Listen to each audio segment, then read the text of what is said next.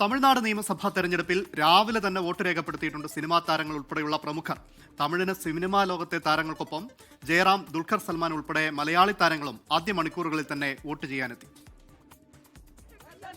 തമിഴ്നാട് മുഖ്യമന്ത്രി M K Stalin, ഉപമുഖ്യമന്ത്രിയും മകനുമായ Udhayanidhi Stalin തുടങ്ങിയവർ ചെന്നൈയിൽ വോട്ട് രേഖപ്പെടുത്തി.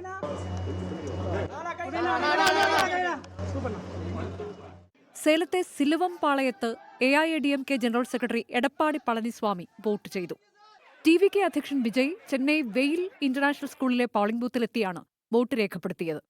തമിഴകത്തിന്റെ തലൈവർ രജനികാന്ത് വോട്ട് ചെയ്യാനെത്തിയപ്പോൾ ആരാധകർ വളഞ്ഞു. ചെന്നൈയിലെ സ്റ്റെല്ല മേരീസ് കോളേജിലെ പോളിംഗ് ബൂത്തിലായിരുന്നു രജനിക്ക് വോട്ട്.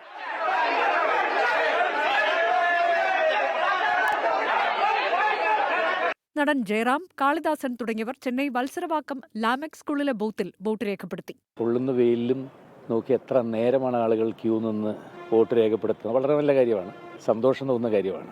കമൽഹാസൻ, അജിത്, വിക്രം, ധനുഷ്, ശിവകാർത്തികേയൻ, തൃഷ, ഖുഷ്ബു തുടങ്ങിയ താരങ്ങളും രാവിലെ തന്നെ വോട്ട് രേഖപ്പെടുത്തി. 24 ചെന്നൈ.